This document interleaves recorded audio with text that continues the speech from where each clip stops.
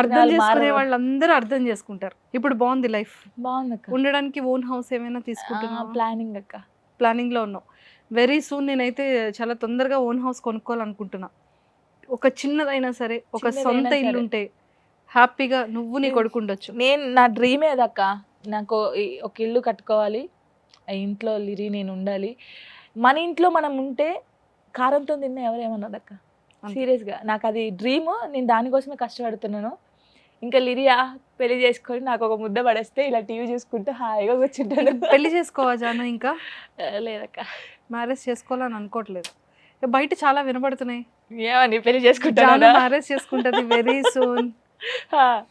చూస్తారు కదా మీరే.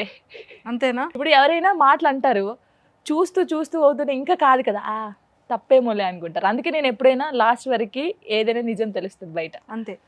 సో మ్యారేజ్ చేసుకునే ఉద్దేశం లేదక్క, అసలు చేసుకో. అస్సలు చేసుకో.